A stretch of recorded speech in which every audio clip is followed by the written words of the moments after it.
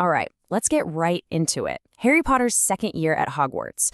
On the surface, it looks like just another school adventure, right? But it is so much more than that. This story, you guys, this is where the groundwork for the entire war against Voldemort really gets laid. It introduces these huge concepts and dangers that are going to define the rest of the series. So today, we're unlocking the secrets of that chamber. And it all kicks off with this. Imagine seeing this. A chilling message written in what looks like blood just appearing on a corridor wall at Hogwarts.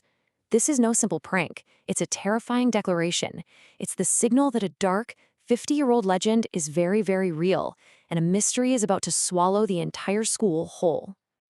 But here's the thing. The danger finds Harry before he even sets foot back in the castle. A house elf named Dobby just pops into his bedroom, desperately trying everything he can to stop Harry from going back to school.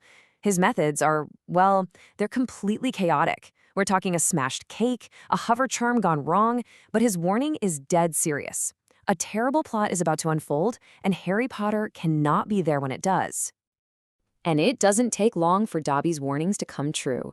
The caretaker's cat, Mrs. Norris, is found petrified, just hanging by her tail right next to that bloody message. And just like that, the whole school is gripped by one single, terrifying question. Who is the heir of Slytherin, and what kind of monster are they controlling? The fear is real, and suspicion is everywhere. The whole mystery gets even deeper with 3 new players who are absolutely crucial. First, you've got Dobby, whose cryptic warnings just hang over everything. Then there's the ridiculously famous Gilderoy Lockhart, a celebrity professor who is a complete fraud and just adds to the chaos. And then the most mysterious of all, Tom Riddle, a ghost from the past, basically, trapped inside a diary, who seems to hold the key to the entire puzzle. So, with the school in an absolute panic, it really falls to our trio, Harry, Ron, and Hermione, to start following the clues. They basically become these young detectives, trying to piece together a 50-year-old puzzle before that monster can strike again.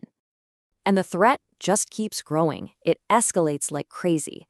It starts with Dobby's kind of vague warning, but then, bam, it becomes terrifyingly real when Mrs. Norris is petrified.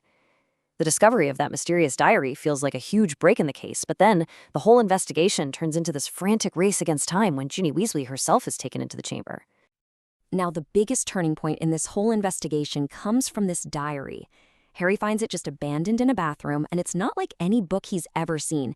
It's completely blank, but when he writes in it, it writes back.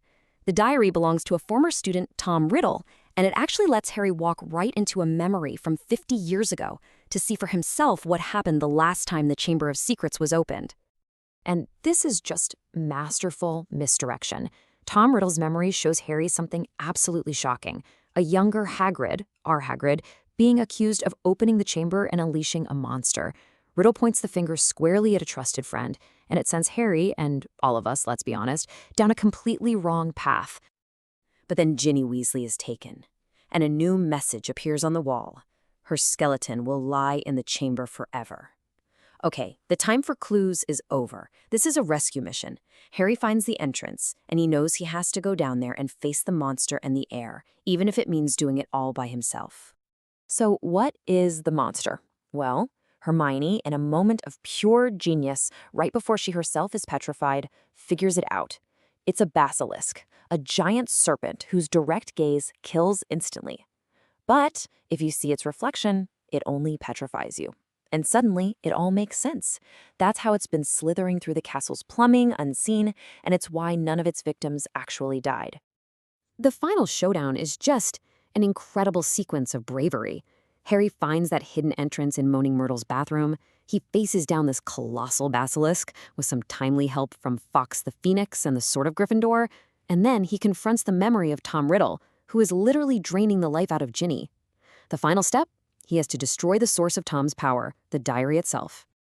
And this is the moment. The entire mystery just unravels in an instant. Tom Riddle is not who we think he is. He dramatically rearranges the letters of his full name, Tom Marvolo Riddle, to spell out I am Lord Voldemort. He is the heir of Slytherin, a younger, perfectly preserved memory of the Dark Lord operating through a cursed diary. Mind-blowing.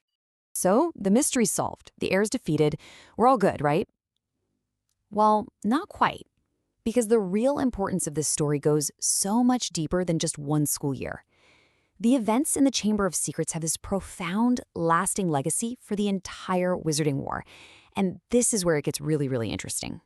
That diary, it wasn't just some enchanted object. It was a Horcrux. And this is the very first time we ever hear about this piece of incredibly dark magic. So, what is a Horcrux? It's an object where a dark wizard can hide a piece of their soul. Why? To basically achieve immortality. And Voldemort had turned his old-school diary into one of his soul anchors. So, think about this. By stabbing that diary with a basilisk fang dripping in deadly venom, Harry unknowingly destroyed the very first of Voldemort's Horcruxes. He was a 12-year-old boy just trying to save his friend's little sister. He had no idea what he'd really accomplished. This one desperate act set the precedent for the entire rest of the war. It was the first domino to fall on the long, hard road to finally defeating Voldemort. I mean, this story really did change everything. It introduced the central plot device of the Horcruxes. It gave us our first real glimpse into Voldemort's backstory as the heir of Slytherin.